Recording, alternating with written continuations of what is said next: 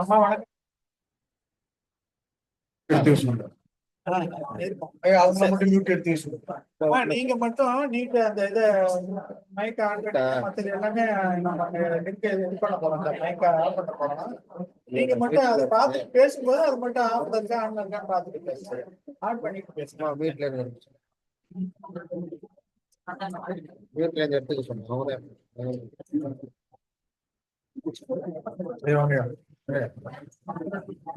ஆரம்பிச்சுடலாமா? எத்தனை பேர் இருக்கீங்க? 23 பார்த்துட்டு இது பண்ணலாங்களா? இப்ப ரெக்கார்டிங்ஸ் போட்டேன். போட்டிங்களா? நீங்க ஆரம்பிச்சு பேசுங்க. சரி சரி. நிறைய ஆமா நிறைய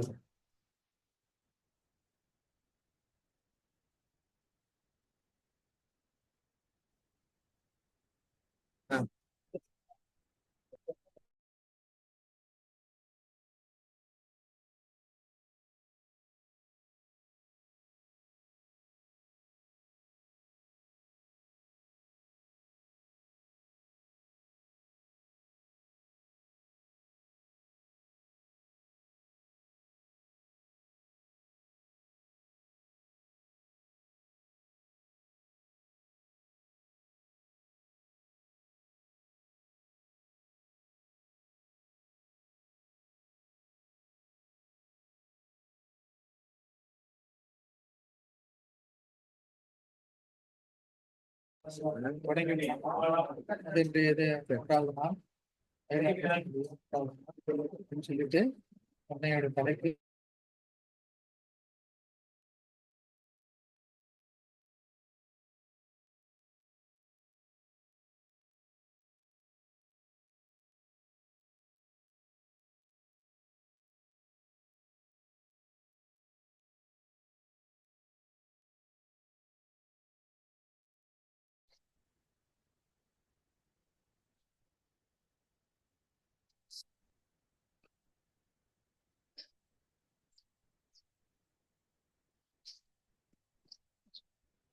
மாத்திட்டு வருது.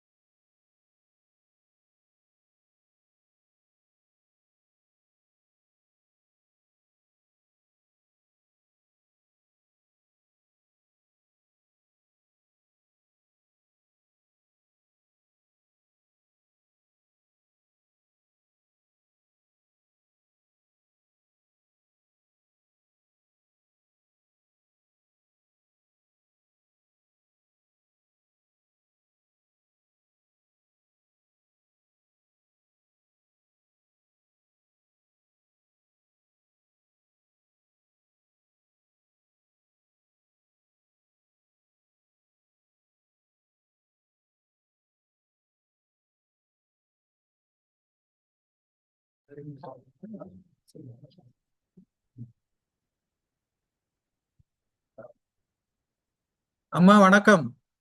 ஆரம்பிச்சிடலாமாம்மா? ஆரம்பிச்சிடலாம். சரி. ஆ. பங்கேற்பாளர்கள் அனைவருக்கும் வணக்கம். இன்று ஆசிரியர் திறன் மேம்பாட்டு பயிற்சியினுடைய 3வது நாள். இன்றைய நாளில் இசைத்தமிழ் குறித்து தமிழ் பல்கலைக்கழகத்தினுடைய நாடகத்துறை தலைவர் முனைவர் சே. கற்பகம் அவர்கள் இப்போது நமக்கு சிறப்புரையாற்ற இருக்கிறார்கள். அவர்களை வரவேற்று அறிமுகம் செய்து தமிழ்துறையினுடைய தலைவர் அவர்கள் வரவேற்புரை வழங்க இருக்கிறார்கள். நிகழ்ச்சி தொடங்குகிறது. அனைத்து பங்கேற்பாளர்களும் அமைதி காத்து இந்த நிகழ்வு சிறப்புற அமைவதற்கு ஒத்துழைக்குமாறு அன்போடு கேட்டுக்கொள்கின்றோம். நிகழ்ச்சியானது தொடங்குகிறது. நன்றி.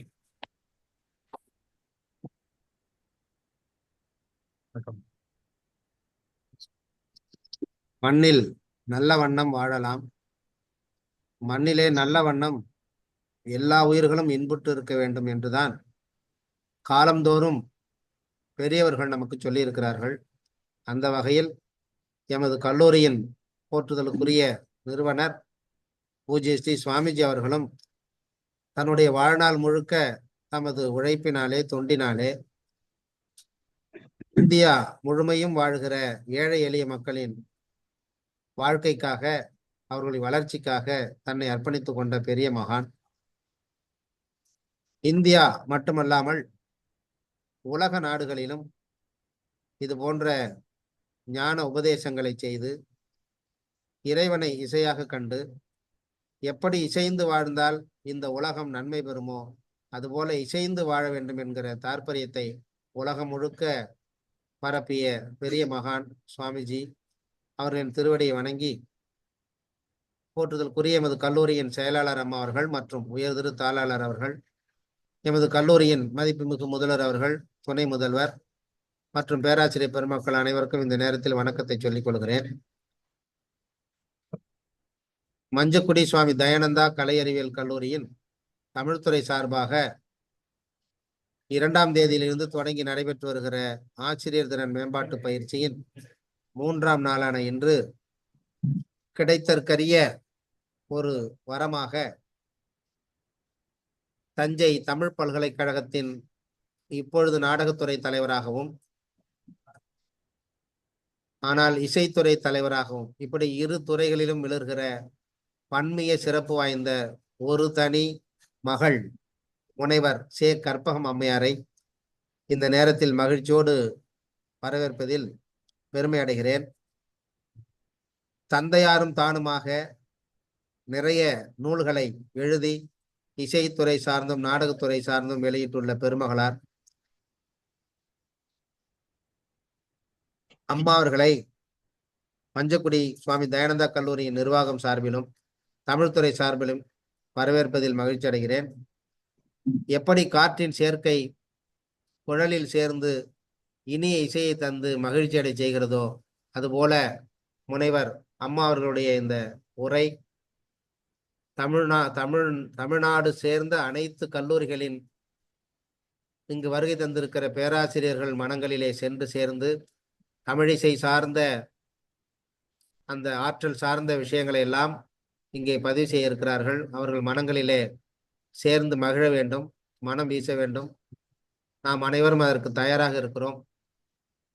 பங்கேற்கிற பேராசிரியர் பெருமக்கள் தயவு செய்து உங்களுடைய அந்த காட்சி மற்றும் ஒலி அதை அணைத்து வைத்து அம்மாவினுடைய அந்த பொன்னான நேரத்தை, ஏனென்றால் முன்பே சொன்னது போல அது கிடைத்திருக்கிற இசை வரம், அதை நாம் மகிழ்ச்சியாக இந்த நேரத்தில் பெற்று மகிழ வேண்டும் என்று கேட்டுக்கொண்டு விடைபெறுகிறேன்.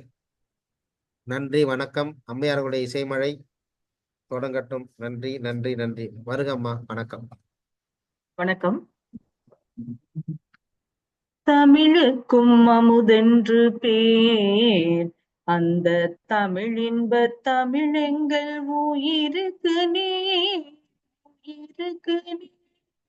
தமிழுக்கு நிலவென்ற பேர், இன்ப தமிழங்கள் சமூகத்தின் விளைவுக்கு நீர், தமிழுக்கு நிலவென்று பேர். இன்ப தமிழங்கள் சமூகத்தின் விளைவுக்கு நீ தமிழுக்கும் அமுதென்று பேர். அந்த தமிழெங்கள் உயிருக்கு நேர், உயிருக்கு நேர். தமிழுக்கு மனம் என்று பேர். இன்ப தமிழங்கள் வாழ்வுக்கு நிர்மித்த ஊர். தமிழுக்கு மதுவென்று பேர். இன்ப தமிழங்கள் செம்பயிருக்கு வேர். தமிழுக்கும் அமுதென்று பேர். அந்த தமிழ் இன்ப தமிழெங்கள் உயிருக்கு நேர், உயிருக்கு நேர். மஞ்சக்குடி சுவாமி தயானந்தா கலை அறிவியல் கல்லூரி சார்பாக நடைபெறுகின்ற ஆசிரியர் திறன் மேம்பாட்டு பயிற்சி வகுப்பில் 3ஆம் வகுப்பை எனக்கு எடுப்பதற்கு வாய்ப்பளித்த கல்லூரி நிறுவனர் சுவாமிஜி அவர்களின் பாதத்தை வணங்கி, கல்லூரி தாளாளர், கல்லூரி முதல்வர் அவர்களுக்கு எனது வணக்கத்தை தெரிவித்துக் கொள்கிறேன். இந்நிகழ்வை சிறந்த முறையில் ஒருங்கிணைத்துக் கொண்டிருக்கின்ற கல்லூரியினுடைய தமிழ்துறை தலைவர் ஐயா அவர்களுக்கும், இந்நிகழ்வின் சிறந்த முறையில் ஒருங்கிணைப்பாளராக இருந்து பணியாற்றி கொண்டிருக்கின்ற என்னுடைய அண்ணன் கணேசமூர்த்தி அண்ணா அவர்களுக்கும், மற்றும் தமிழ்துறை சார்ந்த அனைத்து பேராசிரியர் பெருமக்களுக்கும், இந்நிகழ்வில் இணையவழி வாயிலாக இணைந்திருக்கின்ற அனைத்து தமிழ் பேராசிரியர்களுக்கும் ஆய்வாளருக்கும் எனது மனமார்ந்த வணக்கத்தை தெரிவித்துக் கொள்கிறேன். இயல், இசை, நாடகம் என்ற முத்தமிழ் கூறுகளை தமிழ் மொழியானது பெற்றுள்ளது. பாடலை இனிமையுடனும் உணர்வுடனும் இசைக்கும் திறனை இந்த இசை தமிழ் பெற்றுள்ளது. மானுடம் மகிழ்ச்சியாக இருக்கும் பொழுது இந்த இசை தமிழானது நம்மிடம் மிளிர்கின்றது. இயற்கை தந்த ஓசை இன்பங்களின் வாயிலாகவும் இசையானது சிறந்த முறையில் பரிணமித்து வருகின்றது. இத்தகைய இசையானது உலகெங்கிலும் காணப்படுகின்றது. அதாவது கிரேக்க இசை, நீக்ரோ இசை, சீன இசை, இந்திய இசை என்ற பல்வேறு இசை முறைகள் உலகெங்கிலும் நிலவி கொண்டு வருகின்றது. அதிலும் குறிப்பாக இந்தியாவில் ஹிந்துஸ்தானி இசை மற்றும் கர்நாடக இசை என்ற இரு இசை முறைகள் காணப்படுகின்றது. கர்நாடக இசை என்பது நம்முடைய தமிழ் இசையாகும். கர்நாடகம் என்ற சொல்லுக்கு பழமை என்பது அதனுடைய பொருளாகும். அதனால் பழமையான இசையாக நம்முடைய தமிழ் இசை இன்றும் வாழ்ந்து வருகின்றது. இத்தகைய தமிழ் இசையை வளர்த்த ஒரு பெருமையானது நம்முடைய தென்னகத்தை சார்ந்ததாக காணப்படுகிறது. இத்தகைய இசையானது நமது பழந்தமிழ் இலக்கண நூல்களில் மிகச் சிறப்பாக எடுத்து எம்பப்படுகிறது. அந்த நூல்கள் குறிப்பிட்ட அந்த இசைமுறைதான் தற்காலத்தில் உலக அரங்கிலும் இசைத்து வருகின்றது. இதில் நம்முடைய தமிழ் இசை, அதாவது இசைத்தமிழை பார்க்கும் பொழுது தொன்மையான நூலான தொல்காப்பியத்திலேயே இதனுடைய பதிவை நாம் காண முடிகின்றது. இசையோடு சிவனிய நரம்பின் மறை என்று, நரம்பின் மறை என்பதனை காந்தர்வ வேதம் என்று தொல்காப்பிய உரையாசிரியர்கள் அதனை குறிப்பிடுகின்றார்கள். இத்தகைய தொல்காப்பியர் காலத்திலேயே பல இசை நூல்கள் இருந்த பதிவினை நமக்கு இந்த உரைகளின் மூலமாக நம்மால் அறிய முடிகின்றது. அதாவது இசை நூல், மதிவாணர் நாடக இசை நூல், இந்திரகாளியம், பஞ்சமரபு போன்ற பல நூல்கள் தொல்காப்பியர் காலத்திலேயே வழக்கில் இருந்ததை நாம் இதன் மூலமாக அறிய முடிகிறது. அதனை தொல்காப்பியர் நரம்பின் மறை என்கிறார். உரையாசிரியர்கள் அது காந்தர்வ இசை என்ற பொருளை கொடுத்துள்ளார்கள். இத்தகைய இசையானது பல்வேறு நிலைகளில் தொல்காப்பியத்தில் எடுத்து எம்பப்படுகின்றது. அதாவது ஒளி என்ற பொருளிலும் சொல் என்ற பொருளிலும் தொல்காப்பியத்தில் காணப்படுகின்றது.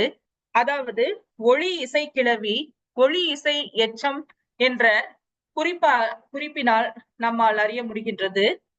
தமிழர் இசையை பற்றி மிகச் சிறப்பாக ஆய்ந்து எழுதிய டாக்டர் ஏ.என். பெருமாள் அவர்கள் தொல்காப்பியத்தில் இசை என்ற சொல்லானது 24 இடங்களில் இடம்பெற்ற பதிவினை தனது நூல்களில் குறிப்பிடுகின்றார். அதாவது தொல்காப்பியர் ஒரு பிறப்பியலில் அதனுடைய எழுத்துக்கள் பிறக்கும் முறையினை குறிப்பிடும் பொழுது உந்தி முதலா முந்துவழி தோன்றும் என்ற நூற்பாவின் மூலமாக அந்த எழுத்துக்களின் ஒளி தோன்றும் முறையை மிகச் சிறப்பாக குறிப்பிடுகின்றார். அதேதான் இசைக்குரிய அடிப்படை இசை முறையாக நமக்கு திகழ்ந்துள்ளது. இதில் உயிர்மை என்ற எழுத்துக்களை குறிப்பிடும் பொழுது இசை தமிழிலும் இத்தகைய உயிரெழுத்துக்கள், மெய்யெழுத்துக்கள், உயிர்மை எழுத்துக்களினுடைய ஒளி அளவு காணப்படுவதனை நாம் தொல்காப்பியத்தின் மூலமாக அறிய முடிகின்றது.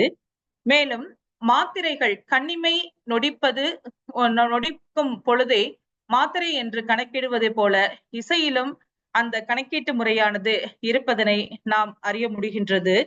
இதில் அளவிறந்து உயிர்த்தலும் ஒற்றிசை நீடலும் இசையென மொழிப இசையோடு சிவனிய என்று குறிப்பிடுகின்றார்.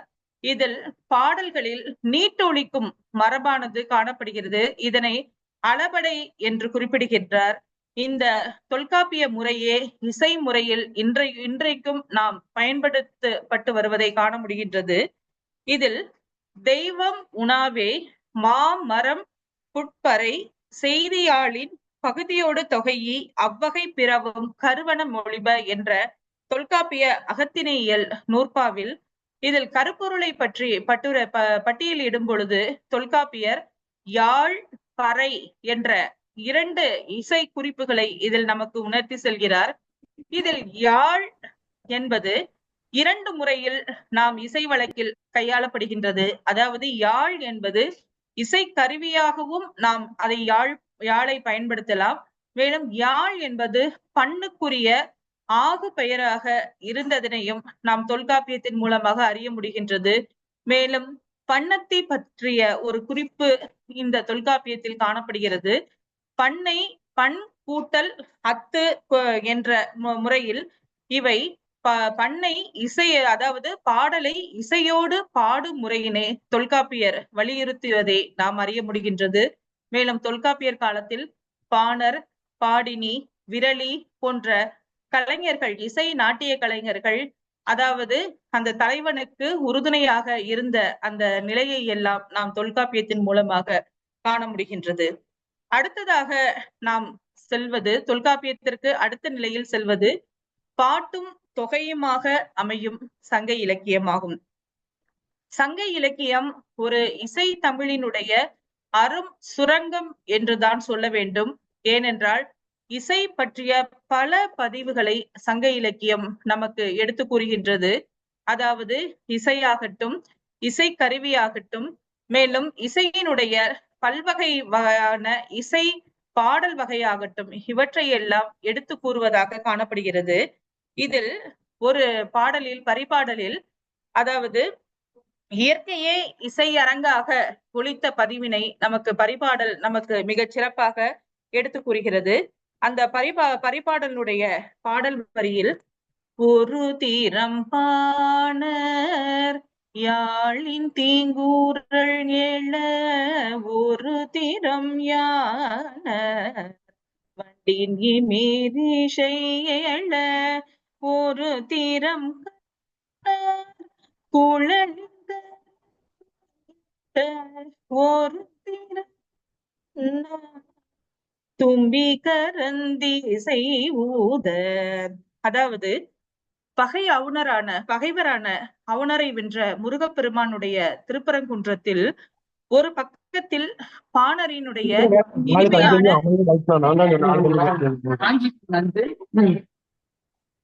ஒரு பக்கத்தில் இனிமையான யாழினுடைய இசையானது ஒலித்துக் கொண்டிருக்கிறது. மற்றொரு பக்கத்தில் வண்டுகள் இனிமையான ரீங்கார இசையை இசைத்துக் கொண்டிருக்கின்றன. ஒரு பக்கத்தில் பாடினியானவள் பாடிக்கொண்டிருக்கின்றாள். மற்றொரு பக்கத்தில் விரலியானவள் ஆடல் தொழிலை செய்து கொண்டிருக்கின்றார். மேலும் மலையில்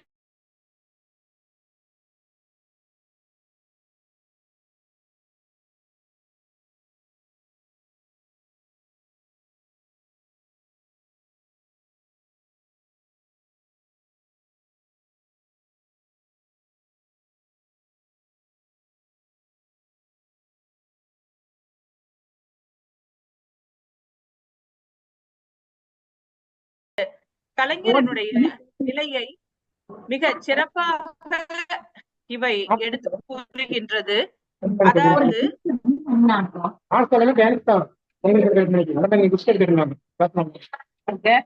போட்டி வச்சு சார் ஆனால்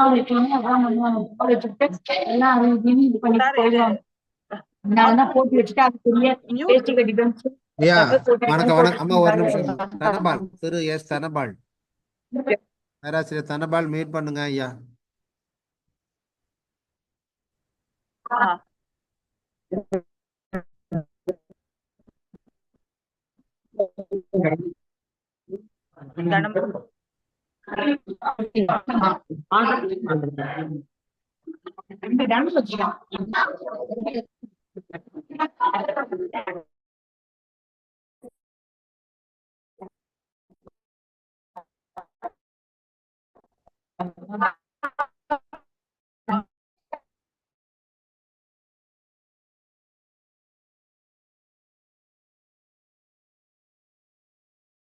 அரசனிடமிருந்து பொருள்களை பெற்றிருந்தாலும் அவன் வாழ்க்கையானது மிக வறுமை நிலையிலேயே காணப்பட்டது என்று, அவனுடைய ஒட்டிய வயிறு, அவனுடைய எலும்புக்கூடு போன்ற உடல்நிலையை எல்லாம் சங்க இலக்கியம் மிக சிறப்பாக எடுத்து கூறுகின்றது.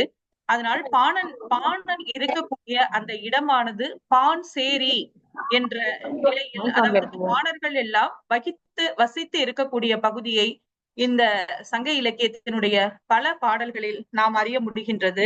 இத்தகைய சங்க காலத்தில் பல்வகையான பண்கள், அதாவது 17 பண்கள் பாடலுக்கு இடையிடையே காணப்படுகின்றது.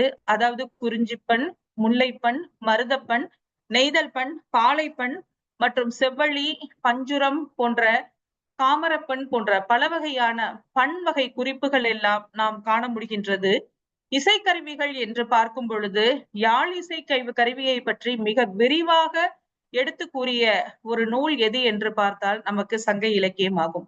சங்க இலக்கியத்தில் பெரும்பான ஆற்றுப்படை, சிறுபான ஆற்றுப்படை என்ற 2 நூல்களில் யாழினுடைய பல்வேறு வர்ணனைகள், அதாவது யாழ் செய்யப்படும் முறைகள், அந்த யாழினுடைய உறுப்புகள், அந்த யாழை வாசிக்கும் முறைகள் போன்றவை எல்லாம் மிகச் சிறப்பாக எடுத்து கூறப்படுகிறது. அடுத்ததாக குழலை பற்றிய கொன்றை குழல், ஆம்பல் குழல், முல்லை குழல் போன்ற குழலினுடைய பல்வகையான வளர்ச்சி நிலைகள், குழல் செய்யப்படுகின்ற முறைகள், அதனுடைய அமைப்பு முறைகளை எல்லாம் சங்க இலக்கியம் எடுத்து கூறுகின்றது. மேலும் பல்வகையான தோற்கருவிகள், அதாவது தோற்கருவியானது ஒரு மக்களுடைய வாழ்க்கையில், அக வாழ்க்கையிலும் புற வாழ்க்கையிலும் தோற்கருவிகளுடைய பங்கானது மிக அதிக அளவில் காணப்பட்டது. அதாவது ஒரு போருக்கு ஆயத்தமாகின்ற நிலையாகட்டும், அதில் முரசு, முழவு, பறை போன்ற பல்வகையான இசைக்கருவிகள் எல்லாம் இசைக்கப்பட்ட நிலைகளையும், மேலும் முரசானது ஒரு தங்க பகுதியில் பாதுகாப்பது போல மிக அதிகமாக அரசனுடைய, அதாவது வென்ற அரசன் அவன் தன்னுடைய தோல்வியுற்ற அரசனுடைய வெண்கொற்ற கொடையிலிருந்து இந்த முரசானது செய்யப்பட்டு அதனை தகுந்த இடத்தில் பாதுகாத்து அதை வைத்த நிலைகளை எல்லாம் நமக்கு சங்க இலக்கியத்தின் மூலமாக அறிய முடிகின்றது. மேலும் அகவன் மகளிர் பாடல்கள் மற்றும் வேதியர் பாடல்கள், உலக்கை பாடல் போன்ற பல்வேறு வகையான பாடல் நிலைகளை எல்லாம் நாம் சங்க இலக்கியத்தின் மூலமாக அறிய முடிகின்றது. அடுத்த நம் தமிழிசையினுடைய இசைத்தமிழுடைய வளர்ச்சி நிலை என்று பார்க்கும் பொழுது நம்முடைய முத்தமிழ் இலக்கியம், மூவேந்தர் இலக்கியம், கண்ணகி என்ற ஒரு பெண்ணின் வண்ணமை சிலம்பு காரணமாக பெயரிடப்பட்ட சிலப்பதிகாரமாகும். சில சங்க இலக்கியத்தை நாம் இசையினுடைய அரும் சுரங்கம் எப்படி என்று சொன்னோமோ அதே போல முத்தமிழினுடைய அரும் சுரங்கமாக திகழ்வது நமக்கு சிலப்பதிகாரமாகும். இந்த சிலப்பதிகாரத்தில் சேர இளங்கோவடிகள் தந்த அந்த சிலப்பதிகாரத்திற்கு கிடைத்த அரும்பத உரையும் அடியார்க்கு நல்லாருடைய உரையும் நமக்கு ஒரு அரும் பெரும் பொக்கிஷமாகும். அவை இல்லை என்றால் நம்முடைய இசையினுடைய, நாட்டியத்தினுடைய, நாடகத்தினுடைய பல்வேறு வளர்நிலைகளை எல்லாம் காண முடியாத ஒரு நிலையை நாமால் உணர முடிகின்றது. அந்த வகையில் சிலப்பதிகாரத்தின் தொடக்கமே மங்கள வாழ்த்து பாடலாகும். அதாவது திங்களை போற்றுதும் திங்களை போற்றுதும் பொங்கலத்தார் சென்னி குளிர் வெண்கூடை போன்றி கண் ஊல அளித்தலார் கண் உலகு அளித்தலார். அதே போல ஞாயிறு போற்றுதும் மாமழை போற்றுதும் பூம்புகார் போற்றுதும் என்று அந்த இயற்கையை வாழ்த்தி பாடுகின்ற மங்கள வாழ்த்தோடு அந்த சிலப்பதிகாரமானது திகழ்கிறது. அடுத்ததாக நம்முடைய சிலப்பதிகாரத்தில் 3வது காதை அரங்கேற்று காதை. மாதவி தலை அரங்கு ஏறிய அந்த நிகழ்வை குறிப்பிடுகின்ற அந்த காதையில் இசை நாட்டிய வளங்களை நம்மால் கண்டுணர முடிகின்றது. இதில் மாதவியினுடைய பிறப்பு தொடங்கி அவள் நாட்டியம் கற்ற முறை, அந்த நாட்டியத்திற்கு பக்க இசையாக இசைத்துக் கொண்டிருக்கின்ற ஒரு ஆடல் ஆசிரியன் எத்தகைய நிலையில் இருக்க வேண்டும், ஒரு இசை ஆசிரியன் என்பவன் எவ்வாறு நிலையில் இருக்க வேண்டும், ஒரு யாழ்கருவியினுடைய இசைக்கலைஞனானவன் எவ்வாறு திகழ வேண்டும், மேலும் தன்னுமை என்று சொல்லக்கூடிய இப்பொழுது மிருதங்கம் என்று சொல்கிறோம், அவனுடைய சிறப்பான அந்த நிலைகளையும் அந்த நாட்டியத்திற்கு பாடல் எழுதுகின்ற அந்த நாத்தொலைவில்லாத நன்னூர் புலவனுடைய இலக்கண அமைதிகளையும், மேலும் அரங்கு அவர் ஏறிய முறை, அவள் அரங்கினுடைய அமைப்பு முறை, அந்த அரங்கில் இசைக்கப்பட்ட பல்வேறு வகையான பாடல் நிலைகளை எல்லாம் இந்த அரங்கேற்று காதை குறிப்பிடுகின்றது. மேலும் அவள் தலைக்கோல் பெற்ற நிலை, அந்த தலைக்கோலானது இந்திரன், அதாவது இந்திரனுடைய மகன் சயந்தன் அந்த ஊர்வசியினுடைய மேலோகத்தில் ஊர்வசியினுடைய அழகில் ஆடலில் அவள் மயங்கி இருக்கும் பொழுது அகத்தியரால் அவள் சபிக்கப்பட்டு பூலோகத்தில் மாதவிக்கு கொடுக்கக்கூடிய அந்த தலைக்கோலாக மாறிய நிலைகளை எல்லாம் அரங்கேற்று கதை மிக விரிவாக சிறப்பாக எடுத்து கூறுகிறது. இதில் இசையாசிரியன் என்பவன் ஒரு இசை கலைஞனானவன் 11,991 ஆதி இசைகளை அவன் அறிந்திருக்க வேண்டும் என்றும், யாழ் குழல் தன்னுமை இசைக்கலைஞர்களை எல்லாம் ஒருங்கிணைத்து அவன் இசைக்க கூடியவனாக இருக்க வேண்டும், இசையினுடைய பல்வேறு திட்ப நுட்பங்களை அவன் அறிந்து இருக்க வேண்டும் என்ற நிலைகளை எல்லாம் குறிப்பிடுகின்றார். இதில் இதற்கு பிறகு நாம் அரங்கேற்ற கதையில் அடுத்ததாக நாம் பார்க்கும் பொழுது பல்வேறு வகையான இசை நுட்பங்களை எல்லாம் காணல் வரியில் காண முடிகின்றது. அந்த காணல் வரியில் கோவலனும் மாதவியும் அந்த கடற்கரை காணலில் அவர்கள் யாழ் இசைத்து கொண்ட நிலையில் அந்த யாழினுடைய பல்வேறு வகையான வளர்ச்சி நிலைகளையும் அதனுடைய அமைப்பு முறைகளையும் இளங்கோவடிகள் மிக சிறப்பாக குறிப்பிடுகின்றார். அதாவது மாதவியானவள் பயந்த மாலையில் இருந்து அந்த யாழை வாங்கி, யாழை அவள் பண்ணல், பரிவட்டனை, ஆராய்தல், தைவரல், செலவு என்ற 8 வகையான அந்த முறைகளை யாழை பரிசோதிக்கின்றார்.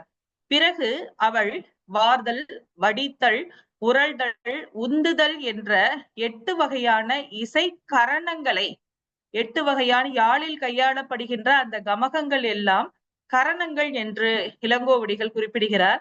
அந்த 8 வகையான கரணங்களை அவள் இசைத்த பிறகு பல்வேறு வகையான வரி பாடல்கள் எல்லாம் இது இசைக்கப்படுகிறது. வரி என்பது மிக தொன்மையான ஒரு இசை வடிவமாகும். அதாவது காணல் வரியில் ஆற்று வரி, சார்த்து வரி, முகவரி, முகமில் வரி, நிலை சார்த்து வரி என்ற 118 வரிப்பாடல்களை இளங்கோவடிகள் இந்த இடத்தில் குறிப்பிடுகின்றார். இந்த வரிப்பாடலானது இப்பொழுது இசைக்கக்கூடிய இசை முறையினுடைய ஒரு தொன்மை வடிவமாக நாம் கண்டுணர முடிகிறது. அதில் கோவலன் பாடிய ஆற்று வரியானது திங்கண் மாலை வெண்கொடையான் சென்னி செங்கோல் அது ஓச்சி கங்கை தண்ணி புனந்தா புலவாய் காப்பி என்று கோவலன் ஆற்று வரியை பாடுகின்றான். அதற்கு அடுத்த நிலையில் மாதவி அதனுடைய ஆற்று வரியானது மருங்கு உண்டு சிறந்தார்ப மணி பூடையது போத்து கருங்கையர் கண் விழி தொல்கி நடந்தாய் வாழி காவேரி கருங்கையர் கண் விழி தொல்கி நடந்ததெல்லாம் நின் கணவன் திருந்து செங்கோல் வலிமை அறிந்தேன் வாழி காவேரி என்று மாதவியானவள் ஆற்று வரியை பாருகின்றாள். இதில் காவிரி என்பதுதான் நம் தமிழ் இலக்கியத்தில் சொல்வது. ஆனால் இசையில் நீண்டு ஒலித்தல், அதாவது தொல்காப்பியர் சொன்ன அளபடையில் நீண்டு ஒலித்தல் மரபின் அடிப்படையில் இங்கு காவிரியானது காவேரி என்று நீண்டு ஒலித்த முறையை நம்மால் அறிய முடிகின்றது. அதே போல மற்றொரு இடத்தில் தலைவியை புணர்ந்து நீங்கும் தலைமகன் அவளை விருத்தல் அறியாமையால் தன்னுடைய நெஞ்சிற்கே அந்த நிலையை குறிப்பிடுகின்ற பாடலானது மிக சிறப்பாக இடம்பெறுகிறது. அதாவது பவள உலக்கை கையால் பற்றி தவள முத்தம் குருவாள் செங்கண் தவள முத்தம் குருவாள் செங்கண் குவளை அல்ல கொடிய கொடிய என்று அது உலக்கை பாடல் போல இது மிக சிறப்பாக இடம்பெறுகிறது. அதே போல காணல் வரியில் அதிகமான இசை பாடல் வகைகளை எல்லாம் நம்மால் அறிய முடிகின்றது. இது மிக சிறந்த ஒரு இசையினுடைய ஒரு பகுதியாக காணல் வரியை அறிய முடிகின்றது. அதே போல பல இடங்களில் நமக்கு, அதாவது வாழ்த்துக்காதையில் என்று சொல்லக்கூடிய அந்த பகுதியில் சேரன், சோழன், பாண்டியன் மூவர்களையும் வாழ்த்திய அங்கும் நமக்கு மிக சிறந்த இசை நயமுடைய பாடலை அறிய முடிகின்றது. அதில் ஒரு இடத்தில் அம்மானை என்று சொல்லக்கூடிய அந்த அம்மானை என்பது ஒருவள் தலைவனுடைய சிறப்பை சொல்வார். இன்னொருத்தவள் தலைவியினுடைய மற்றொரு சிறப்பை சொல்லும் பொழுது மூன்றாம் அவள் இருவர் கூறிய கருத்தை எடுத்துரைப்பது போல அமைந்துள்ளது இந்த அம்மானை பாடலாகும். இந்த அம்மானை பாடலானது மிக சிறப்பாக சோழனுடைய சிறப்பை இவர் இளங்கோவடிகள் எடுத்துக் கூறுகிறார். அதாவது வீங்கு நீர் வேலி உலகு ஆண்ட விண்ணவர் போங்கு பார்த்த அம்மா இதுதான் ஒருத்தல் சொல்றது. மற்றொருவர் ஓங்கு பார்த்த உயர் வீசும் தூங்கு ஏயில். இதில் இரண்டாம் அவள் சொல்வது. மூன்றாம் அவள் சோழன் பூகார் நகரம் பாடே லோ அம்மா என்று மூன்றாம் அவள் சொல்வது போல உள்ள ஒரு அம்மானை பாடலானது சிறந்த ஒரு இசையமைப்புடைய ஒரு பாடலாக அறிய முடிகின்றது.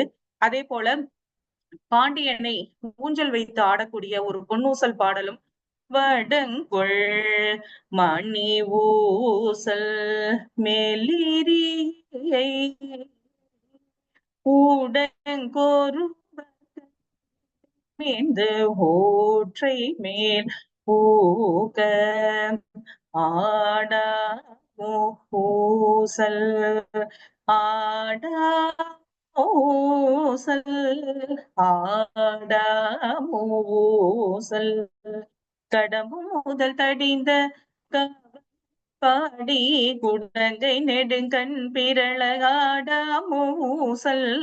ஆடாமோ பூசல் ஆடாமோ பூசல். இந்த பாடலானது மாணிக்க வாசகருடைய திருப்புன்னூசலாகவும் பிற்காலத்தில் நாம் திருமணத்தில் பாடக்கூடிய ஊஞ்சல் பாட நிலையாக வளர்ந்துள்ளது. இவ்வாறு சிலப்பதிகாரத்தில் பல வகையான ஆய்ச்சேர்குறவியல் பண்ணு பெயர்ப்பு முறைகள் எல்லாம் மிகச் சிறப்பாக எடுத்து கூறப்பட்டுள்ளது. மேலும் இசையினுடைய 7 பெரும் பாலைகள், அதாவது செம்பாலை, படுமலைப்பாலை, செவ்வழிப்பாலை, அரும்பாலை, கோடிப்பாலை, விளரிப்பாலை, மேற்செம்பாலை என்ற அந்த பாலை நிலைகளையே வட்டப்பாலையில், அதாவது 12 ராசிகளில் இந்த குரல், துத்தம், கைக்கிளை, உலை, இலி, விளரி, தாரம் என்று சொல்லக்கூடிய இசையினுடைய சா, ரி, க, ம, ப த நி என்ற சுரங்களை நிறுத்தி ஒவ்வொரு நிலையிலும் மாற மாற வெவ்வேறு விதமான ராகங்கள் கிடைப்பதை எல்லாம் இந்த சிலப்பதிகாரத்தை மிக சிறப்பாக எடுத்து கூறியுள்ளது. மேலும் 11,991 ஆதி இசைகளையும் 103 பண்களை எல்லாம் மிக சிறப்பாக சிலப்பதிகாரமாக எடுத்து கூறியுள்ளது. அடுத்ததாக நம்முடைய சிலப்பதிகாரத்தில் அடுத்த நிலையில் 11 கீழ்கணக்கு நூல்களில் நமக்கு இசைக்குறிப்புகள் ஆங்காங்கே காணப்பட்டாலும் அடுத்த நிலையில் நமக்கு மிக சிறப்பாக திகழ்வது பக்தி காலமாகும். அதாவது சைவ வைணவ இசைத்தமிழ் பாடல்கள் எல்லாம் தோன்றிய காலமாக காணப்படுகிறது. இந்த இசைத்தமிழினுடைய முதல் இயலிசை புலவராக நமக்கு திகழ்பவர் காரைக்கால் அம்மையார் தான்.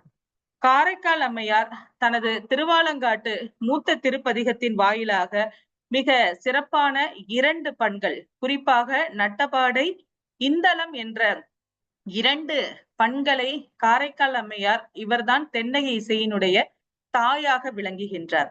அவருடைய ஒரு இந்தள பண்ணானது எட்டி இலவம் ஈகை சூரை காரை படந்தெங்கும் சுட்ட சூட சூழ்ந்த கள்ளி சோர்ந்த கூட கௌவ பட்ட பிணங்கள் பரந்த காட்டில் பறை போல் விழிகற்பே கொட்ட மூலவம் கூலி பட்ட உலகன் நாடுமே. இதைத்தான் சுந்தரர் தனது மூத்த திருப்பதிகத்தில், அதாவது அவருக்கு திருமணம் நடக்கும் பொழுது அந்த சிவன் வயோதிக கோலத்தில் வந்து நீ எனக்கு அடிமை என்று அடிமை என்று அழைத்து செல்கிறார். அப்பொழுது திருவெண்காட்டில் சென்று மறைந்த பொழுது அப்பொழுது இறைவனை பார்த்து நான் எவ்வாறு உன்னை பாடுவது என்று சுந்தரர் பாடும் பொழுது நீ என்னை திட்டினாய் அல்லவா பித்தா என்று சொன்னார். அதையே முதலடியாக கொண்டு பாடும் என்றது போல பித்தா பிறை சூடி பெருமானி அருள என்று அந்த நிலையானது, அதாவது காரைக்கால் அம்மையார் அமைத்து கொடுத்த அந்த மரபானது சுந்தரருடைய பதிகங்களில் காணப்படுகிறது. அதே போல மூத்த திருப்பதிகத்தில் அமைத்த நட்டபாடை பண்ணை அடியொற்றி திருஞான சம்பந்தர் 3 வயதாக சிறு குழந்தையாக அம்மையப்பர் இடத்தில் இருந்து பாடிய தோடுடைய செவியின் விடை ஏறியோ தூவென் மதிசூடி என்ற நட்டபாடை பண்ணானது வளர்ந்த நிலையில் வருகிறது. இந்த நட்டபாடை பண்தான் பிற்காலத்தில் கோயில்களில் இசைக்கக்கூடிய சுவாமி திருவீதி உலா வரும் பொழுது இசைக்கக்கூடிய மல்லாரி இசையாக இந்த நட்டபாடை பண்ணானது நன்கு வளர்ந்தது. அதாவது மூவர் திருமுறையில் நாம் பார்க்கும் பொழுது 23 பண் நிலைகள் நமக்கு கிடைத்துள்ளது. அதாவது நட்டபாடை, இந்தளம், வியாழக்குறிஞ்சி போன்ற பல்வேறு பண்நிலைகள் எல்லாம் காணப்படுகிறது. இந்த பண்கள் எல்லாமே ஒரு இசை மருத்துவ நோய் தீர்க்கும் நிலையிலேயே இவை பயன்பட்ட நிலையினை நம் மூவர் தேவாரத்தில் அறிய முடிகிறது. அதாவது ஒரு வைப்பூர் என்ற இடத்தில் தாமன் என்ற ஒரு வணிகன் இருந்தான். அவளுக்கு 7 பெண் பிள்ளைகள் இருந்தார்கள். அந்த 7 பெண் பிள்ளைகளை முதலில் உள்ளவரை அவருடைய முறைமாகமானுக்கு திருமணம் செய்து வைப்பதாக ஒரு ஆசை காட்டிவிட்டு அவனுக்கு திருமணம் செய்து வைக்காமல் அதே போல 6 பெண்களை அவன் மற்றொருவருக்கு திருமணம் செய்து வைத்துக் கொண்டிருக்கின்றான். அப்பொழுது கடைசியில் உள்ள பெண்ணானது தன் தந்தையார் செய்த செயலானது தனது முறைமாமனுக்கு மிக மன வருத்தம் அளிக்கும் என்ற நிலையில் அவனோடு செல்கிறார். செல்லும் பொழுது அவர்கள் ஒரு கோவிலில் படுத்து உறங்கிக் கொண்டிருக்கும் பொழுது அவனை அரவம் என்று சொல்லக்கூடிய பாம்பு தீண்டுகின்றது. அப்பொழுது தீண்டிய பொழுது அவள் திக்க தெரியலாமல் நிற்கும் பொழுது திருஞான சம்பந்தர் பாடிய இந்தள பண்ணில் பாடிய சடையாயேனுமாள் சரணியேனுமாள் விடையாயேனுமாள் வெறுவா வீழுமாள் மடையார் பூவலை மலரும் உடையாய் தகுமோ இவள் உள்ளே வயஞானம் வல்லா மறுகள் பெருமான் உயர் ஞானம் உணர்ந்து அடிக்குள் முதலா இயல் ஞான சம்பந்தன் பாடல் வியஞானம் எல்லாம் விளங்கும் புகழே என்ற பதிகத்தை பாடி அந்த அரவத்தினுடைய அந்த நிலையை எடுத்து அவர்கள் மீண்டும் அந்த அவர் ஆண் பிள்ளையும் பெண் பிள்ளையும் இணைத்த நிகழ்வை மிக சிறப்பாக, அதனால் இசையானது ஒரு சிறந்த ஒரு நோய்க்குரியதாகவும் ஒரு கடும் அரவத்தினுடைய விஷத்தை கூட முறிக்கக்கூடிய ஆற்றல் உடையதை அறிய முடிகின்றது. அதே போல திருஞான சம்பந்தர் அவர்கள் திருமயிலையில் சென்றிருந்த பொழுது அங்கு இருந்த ஒரு செட்டியார் ஒருவர் தனது மகளை திருஞான சம்பந்தருக்கு திருமணம் முடிக்க வேண்டும் என்ற நிலையில் இருந்த பொழுது அவளையும் அரவம் தீண்டி விடுகிறது. அப்பொழுது அவளுடைய உடலை எரித்து அந்த உடலினுடைய சாம்பலை ஒரு குடத்தில் பாதுகாத்து திருஞான சம்பந்தருக்காக வைத்துக் கொண்டிருக்கிறார். அப்பொழுது திருஞான சம்பந்தர் திருமயிலையில் வந்த பொழுது அந்த நிகழ்வை கூறிய பொழுது அவர் ஒரு சீகாமரம் என்று சொல்லக்கூடிய ஒரு பண்ணை பாடி, அதாவது மட்டீட்ட புன்னயங் காணன் மட கட்டிடங் கொண்டான் கபாலீச்சரம்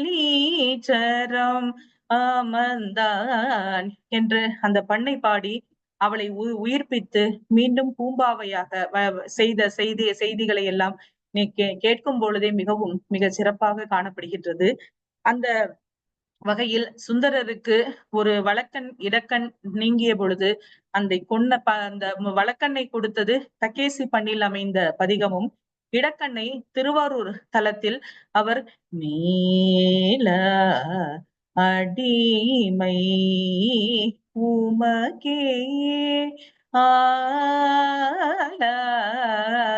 பிறரை வேண்டாதே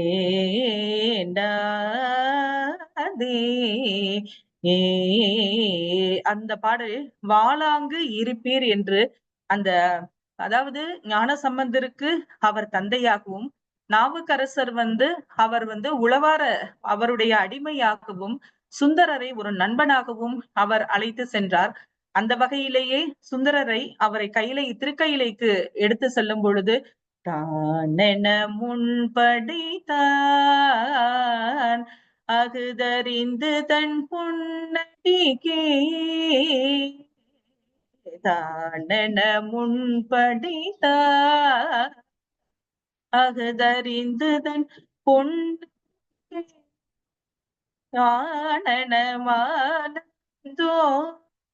நாயினே பொருட்படுத்து என்ற பஞ்சபப்பன் தற்காலத்தில் ஆகிரி என்ற ராகத்தில் சொல்லப்படுகிறது. இந்த பண் தான் சுந்தரருடைய கடைசியில் பாடி தனது தோழர் சேரமான் பெருமாள் நாயனாரோடு அந்த வெள்ளை யானையின் மீது அவர் திருக்கையிலம் சென்ற நிகழ்வு.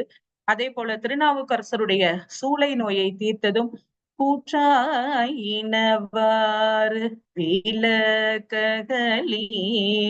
கொடுமை பல செய்தன நானறியேன் என்று அவருடைய சூளை நோயை தீர்த்ததும் கொல்லிப்பண் என்று சொல்லக்கூடிய இந்த பண்ணாகும். அதனால் பண் என்பது இப்பொழுது ஒரு மருத்துவத்துறையில், அதாவது பல வகையான தீர்க்க முடியாத அந்த நிலைகளை எல்லாம் இசையின் மூலமாக, அதாவது குறிப்பாக நம்முடைய இரத்த அழுத்தம் போன்றவற்றை இசையின் மூலமாக குணப்படுத்தலாம் என்பதற்கு நமக்கு முன்னரே நம்முடைய பக்தி இலக்கியத்தில் தேவார மூவர்கள் எல்லாம் மிகச் சிறப்பாக அருளி செய்தார்கள். அதற்கு அடுத்ததாக திருவாசகமானது முல்லைப்பண்ணில் பாட வேண்டும் என்ற ஒரு நியதி, அதாவது தற்காலத்தில் மோகனம், அந்த மோகனம் என்ற முல்லைப்பண்ணானது நம்முடைய சிலப்பதிகார ஆய்ச்சியர் குரவியில் கிடைத்த ஒரு பன்முறையாகும். அந்த பண்ண நிலையை அந்த அடியொற்றி திருவாசகமானது பாடப்பட வேண்டும். ஆனால் தற்காலத்தில் ஓதுவார்கள் பல்வேறு அந்த இசை நிலைகளில் நிறைய ராகங்களை பயன்படுத்தி பாடி வருகிறார்கள். அதே போல நம்முடைய 10ஆம் திருமுறை திருமூலருடைய இதழிலும் பல வகையான இசை நிலைகளை எல்லாம், சித்தருடைய நிலைகளை எல்லாம் காண முடிகின்றது. அதே போல திருவிசைப்பா போன்ற 12ஆம் நூற்றாண்டில் எழுந்த 12ஆம் திருமுறையாக காணப்படுகின்ற பெரிய புராணம் போன்ற பல்வேறு இதன் நிலைகளில் இசையினுடைய பல்வேறு பதிவுகளை நாம் காண முடிகின்றது. அதை சைவம் எவ்வாறு அந்த இசைத்தமிழை வளர்த்ததோ அதே போல வைணவமும் இசைத்தமிழை மிகச் சிறப்பாக வளர்த்த நிலைகளை நம்மால் அறிய முடிகின்றது. அந்த வகையில் 12 ஆழ்வார்கள் 400 வகையான இசை பாடல்களை எல்லாம் மிகச் சிறப்பாக பாடியுள்ளார்கள். அதில் பெரியாழ்வாருடைய பல்லாண்டு பாடல் எல்லாம் மிகச் சிறப்பாக இடம்பெறுகிறது. மேலும் இதில் குறிப்பாக திருப்பாவை, அதாவது ஒரு பெண் இயலிசை புலவராக திகழ்ந்த திருப்பாவையை இப்பொழுது நம்ம மார்கழி மாதத்தில் ஒவ்வொரு நாளும் மாணிக்கவாசகருடைய திருவம்பாவையும் ஆண்டாள் இயற்றிய திருப்பாவையும் நாம் பாடி வென்று வருகின்றோம். அவ்வகையில் அந்த திருப்பாவையில் மார்கழி திங்கள் மதி நிறைந்த நன்னாளாம் நீரட போதுவி புதுமினோ நேரிழையே நீர்மல்கும் மாய் பாடி செல்வ சிறு மீர்காள் பூர்வில் கூடுந்தோழிலன் நந்த கோபன் குமரன் என்று அந்த தொடக்க பாடலான பூபால ராகத்தை தொடங்கி பல்வேறு வகையான திருப்பாடவைகளை எல்லாம் பாடுகின்றோம். குறிப்பாக நாச்சியார் திருமொழியில் ஆண்டாள் ஒரு திருமாலை திருமணம் முடிப்பது போல ஒரு கனவானது உள்ள பாடலானது மிகச்சிறந்த ஒரு இசைவளம் மிக்க பாடலாக காணப்படுகிறது. வாரணமாயிரம் சூழவளம் செய்து நாரணம் நடக்கின்றான் என் ஏதீர் பூரண போர்க்கூடம் வைத்து புறமெங்கும் தோர் கண்டே தோழினான் என்று அவள் கனவு கண்ட பாடல் எல்லாம் மிகச் சிறப்பான இசை பாடல்கள். பல்வேறு வகையான இசைக்கருவிகளுடைய பதிவுகளையும் பண் பற்றிய பதிவுகளையும் நான் நாலாயிர திவ்ய பிரபந்தத்தில் காண முடிகின்றது. அதற்கு அடுத்த நிலையில் இவையெல்லாம் பண்ணுக்கு ஒரு அடித்தளமாக திகழ்ந்த நூலாக திகழ்வது போல அடுத்ததாக தாளத்திற்கு சந்தத்திற்கு அடிப்படையாக திகழ்ந்த ஒரு அற்புதமான ஒரு நூல் நம்முடைய அருணகிரிநாதர் 15ஆம் நூற்றாண்டில் தந்த திருப்புகழாகும்.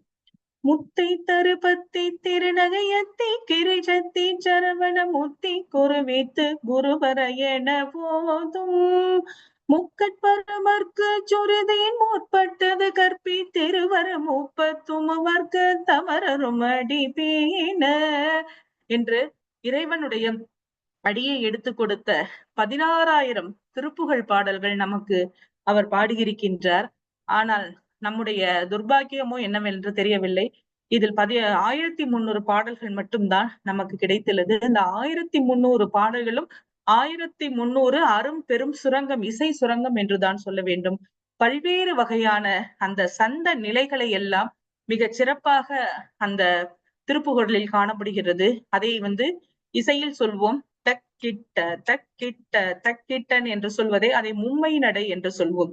அந்த வகையில் தமரும் அமரும் அணையுமிய தனமுமர சும்மயலாக தருகன் மரளி முருகு பயிர் தலைய வலிய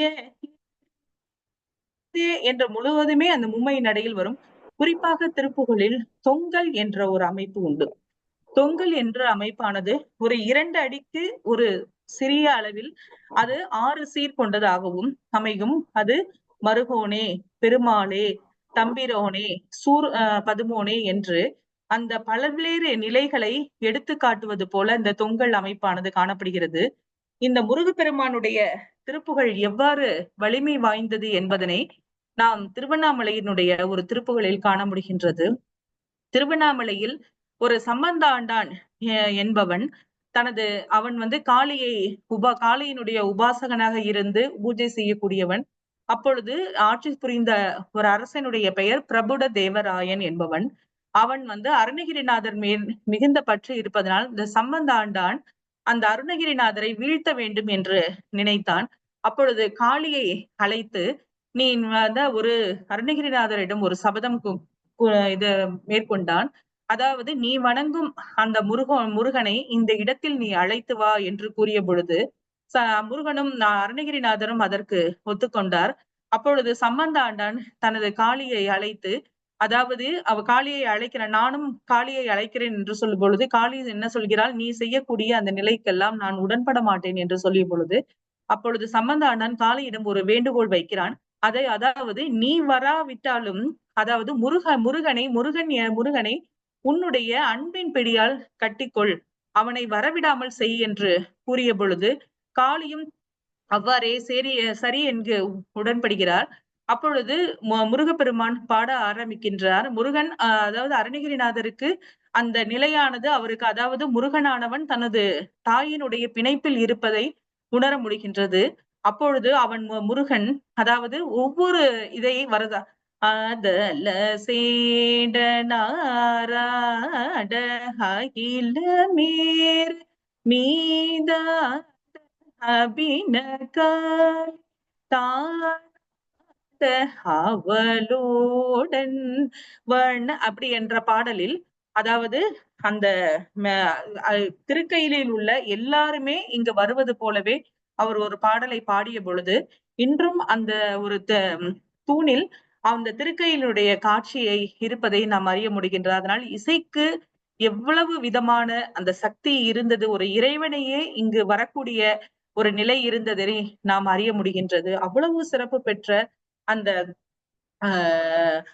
திருப்புகளில் பல்விதமான சந்த அமைப்புகள், அதாவது மயில் ஆடி வருவது போலவும் சதங்கியினுடைய ஒளி எல்லாம் பல்வேறு வகையான சொற்கட்டுகளுடன் ஒலிப்பது போல காணப்படுகிறது. இதில் தண்டயணி வெண்டயங்கின்கினி சதங்கயன் தன் கழல் சிலம்புடன் குஞ்சவேனின் தந்தையினை புண்பறிந்தின் பௌரி கொண்டு நன் சந்தொடமணைந்து நின்றன்பு போல என்ற இடத்தில் பல்வேறு வகையான ஜெதி சொற்கட்டுகள் எல்லாம் அமைத்து மிகச் சிறப்பாக அருணகிரிநாதருடைய திருப்புகழ் பாடல்கள், அதை படிக்க படிக்க நமக்கு பாட பாட ஒரு இசை இன்பத்தை அளிக்கக்கூடிய, நமக்கு பல்வேறு வகையான ஒரு செல்வங்களை எல்லாம் அளிக்கக்கூடிய பாடலாக திருப்புகழ் காணப்படுகிறது. அதற்கு அடுத்த நிலையில் இசைத்தமிழினுடைய வளர்ச்சி நிலைகளில் எடுப்பு, தொடுப்பு, முடிப்பு என்ற நிலையில் அமைந்துள்ள கீர்த்தனை அமைப்புகள் நமக்கு தோன்ற ஆரம்பித்தது. இந்த கீர்த்தனை அமைப்பினை நமக்கு தமிழில் முதலில் படைத்தவராக, அதாவது தமிழ் கீர்த்தனை ஆசிரியர் தந்தையாக விளங்குபவர் சீர்காழி முத்துத்தாண்டவர் ஆவர். அவருடைய ஆடி கொண்டாரந்த வேடிக்கை காண கண் ஆயிரம் வேண்டாமோ, அவரும் இறைவன், அதாவது முத்துத்தாண்டவரை போல அவரும் இறைவனால் ஆட்கொள்ளப்பட்டு கீர்த்தனைகளை படைத்தவர். கிட்டத்தட்ட பல ஆயிரக்கணக்கான கீர்த்தனைகள் அவர் இயற்றி இருப்பதாக அறிய முடிகின்றது. ஆனால் நமக்கு தற்பொழுது 60 கீர்த்தனைகள் மட்டுமே நமக்கு கிடைத்துள்ளது. அதிலும் பல வகையான ஜெதி சொற்கட்டுகளை எல்லாம் இந்த கீர்த்தனைக்கு இடையில் அமைத்த ஒரு பெருமகனாக விளங்குகின்றார். மேலும் தமிழ் பதம், அதாவது ஒரு அகமார்க்கம் மதுர பக்தியை தழுவி அமைக்கப்பட்ட அந்த தமிழ் பதத்தை அமைத்த, அதனால்தான் தமிழ் நாட்டிய பதத்தினுடைய தந்தையாக முத்துத்தாண்டவர் திகழ்கிறார். அடுத்த நிலையில் யாரோ இவர் யாரோ என்ன பேரோ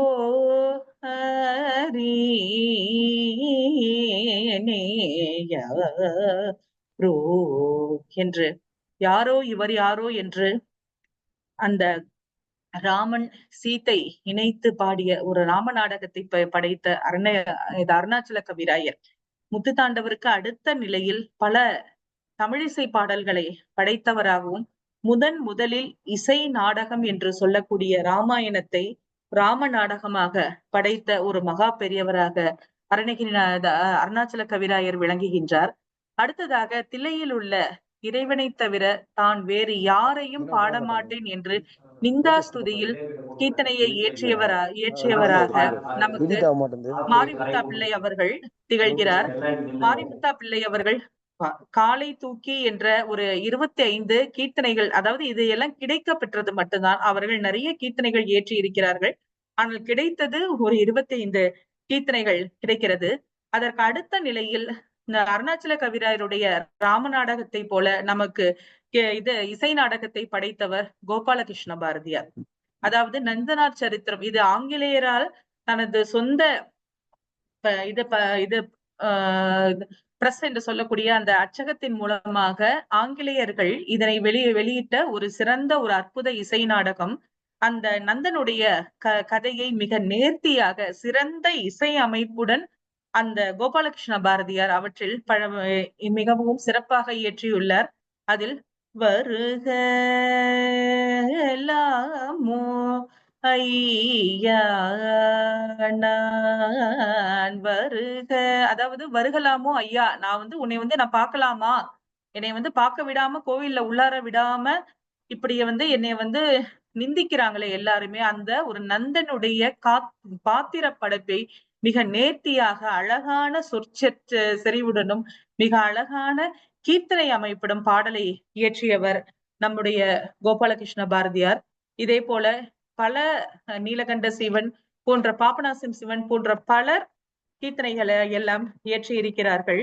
இதில் பெரியசாமி துருனுடைய ஒரு அழகான காவடி சிந்து, அதாவது குறிப்பாக நமக்கு அண்ணாமலை ரெட்டியார் இயற்றிய சென்னி பூல நகர்வாசன் தமிழ் தேருமண்ணாமலை தாசன் செப்பும் ஜெகமெற்றிய மதுர கவி அதனை புயவரையில் புனை தீரன் அயில் வீரன்.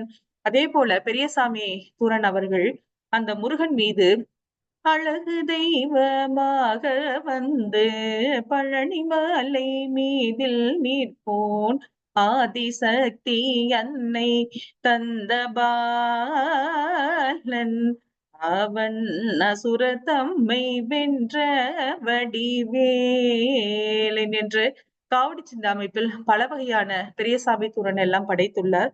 அதற்கு அடுத்த நிலையில் நாம் பார்ப்பது நம்முடைய ராமலிங்க பெருமான். அவரு கிட்டத்தட்ட 5818 அதாவது இசைப்பாக்களை படைத்த ஒரு மகா பெரியவர். அதாவது அவருடைய சமரச சுத்த சன்மார்க்க அந்த நிலைகளை எல்லாம் மிக சிறப்பாக தனது பாடல்களின் வழியாக எடுத்து கூறினார். பல வகையான இசை, அதாவது அவருடைய பாடலில் சிந்து, கண்ணி, கீர்த்தனை போன்ற பல்வேறு வடிவங்களை நாம் காண முடிகின்றது. அதில் அவருடைய ஒரு தத்துவார்த்த கருத்துடைய ஒரு பாடல், வானத்தின் மீது மயிலாட கண்டேன் மயில் குயில் சூதடி அக்கச்சி மயில் குயில் ஆச்சூதடி அக்கச்சி வானத்தின் மீது என்று அந்த அக்கச்சி தன்னுடைய நிலைகளை எல்லாம் மிகவும் எடுத்து கூறினார். அதே போலதான் அடுத்ததாக 20ஆம் நூற்றாண்டினுடைய ஒரு விடிவெள்ளி என்று சொல்ல வேண்டும். நம்முடைய பாரதியார், சிந்துக்கு தந்தையாக போற்றக்கூடிய அந்த பாரதியார், செந்தமிழ்நாடென்னும் போதினிலே இன்பத்தேன் வந்து பாயுது காதினிலே எங்கள் தந்தைய நாடென்ற பேச்சினிலே ஒரு சக்தி பிறக்குது மூச்சினிலே என்று செந்தமிழ் நாட்டினுடைய சிறப்பினையும் வள்ளுவம் கம்பனுடைய சிறப்பை மிக சிறப்பாக எடுத்து கூறினார். அவருடைய பாடலில் சுதந்திர வேட்கை உடைய பல பாடல்கள், ஆடுவோமே பாடுவோமே ஆனந்த சுதந்திரம் அடைந்து விட்டோம் என்று வேட்கை தனது பாடலில் கூறினார். மேலும் பக்தியிலும், அதாவது குறிப்பாக காளியின் மீது மிக நேசமுடன் பக்தியை கொண்டவர் பாரதியார். அந்த விதத்தில் பல பாடல்களை இயற்றியுள்ளார். ஓம் சக்தி ஓம் சக்தி ஓம் பராசக்தி ஓம் சக்தி ஓம் சக்தி ஓம் ஓம் சக்தி ஓம் சக்தி ஓம் சக்தி ஓம் சக்தி ஓம் சக்தி ஓம் சக்தி ஓம் கணபதிராயன் அவனிரு கலை பிடித்திடுவோம் தீரமுயர்ந்திடவே விடுதலை சூடி மகிழ்ந்திடவே என்று அந்த சக்தியின் மீது பாடிய பாரதியாருடைய பாடல்கள். பாரதிதாசன், அதாவது பாரதியாரை தனது குருவாக கொண்டு பாரதிதாசன் இயற்றிய தலைவாரி பூச்சூடி உன்னை பாடசாலைக்கு போய் என்று சொன்னாள் உன் அன்னை என்று தனது குழந்தையை அந்த பாடசாலைக்கு போய் கல்வி கற்க வேண்டும் என்ற நிலையை எல்லாம் மிகச் சிறப்பாக பாரதிதாசன் இயற்றிய பாடலின் மூலமாக அறிய முடிகின்றது.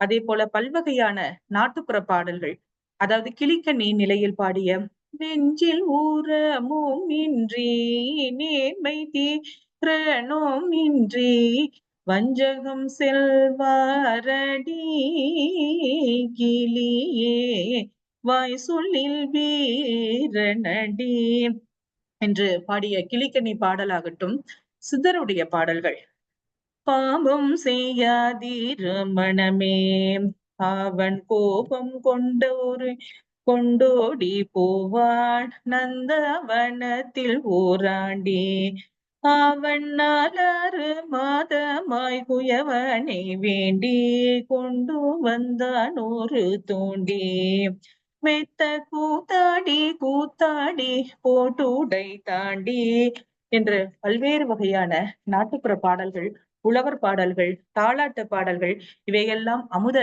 இசை தமிழாக நம்முடைய தமிழர் மரபுகளை எல்லாம் எடுத்துக்காட்டும் மிகச் சிறந்த இசை பாடலாக காணப்படுகிறது. இத்தகைய இசை பாடல்கள் திரை இசையிலும் மிகச் சிறப்பாக காலூன்றி பல்வேறு வகையான இசை பாடலாக வளர்ந்து இன்றும் உலக அரங்கிலும் நம்முடைய தமிழ் இசை தமிழுடைய சிறப்பானது மிகவும் உலக அரங்கிலில் காணப்படுகின்றது. இது மார்கழி மாதம் இப்பொழுது சென்னையில் பல்வேறு அரங்குகளில் இசையானது நிகழ்ந்து வருகிறது.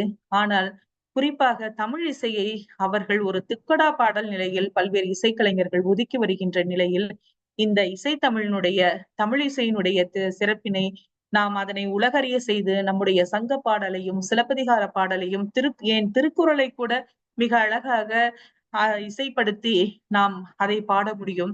அந்த வகையில் நம்முடைய இசை தமிழையும் தமிழ் இசையையும் உலக அரங்குகளில் நாம் பரப்ப வேண்டும் என்ற ஒரு வேண்டுகோளை உங்கள் முன் வைத்து எனது உரையை நிறைவு செய்து கொள்கிறேன். இந்த ஒரு அற்புதமான வாய்ப்பை நல்கிய சுவாமி தயானந்தா கலை அறிவியல் கல்லூரியினுடைய முதல்வர், தாளாளர் மற்றும் தமிழ்துறை தலைவர்கள், பேராசிரியர்கள் அனைவருக்கும் மற்றும் இந்நிகழ்வை கேட்டுக்கொண்டிருக்கின்ற அனைத்து பேராசிரியர் பெருமக்களுக்கும் எனது வணக்கத்தை கூறி விடைபெறுகிறேன். நன்றி, வணக்கம்.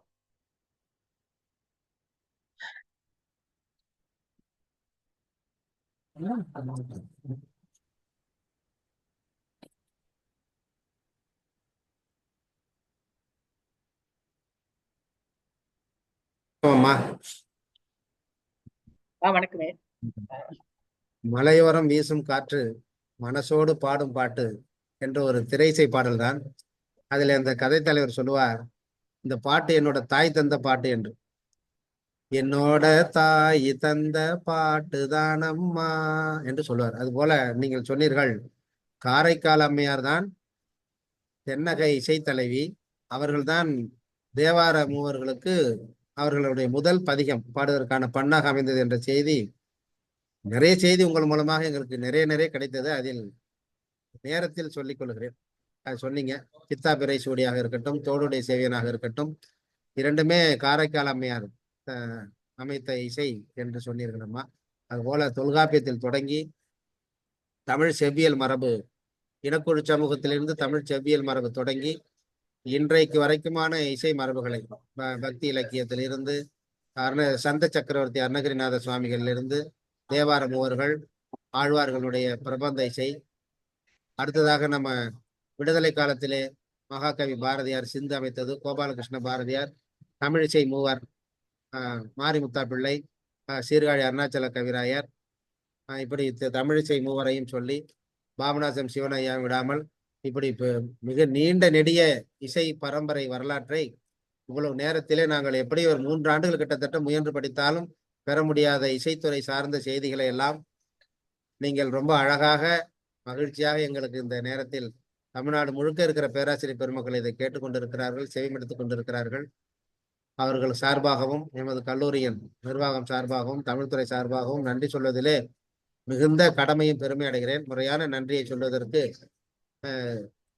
ஆசிரியர் திறன் மேம்பாட்டு பயிற்சியினுடைய முதன்மை ஒருங்கிணைப்பாளர் முனைவர் கணேசமூர்த்தி ஐயா அவர்களை இந்த நேரத்திலே நான் அழைக்கிறேன். நன்றி.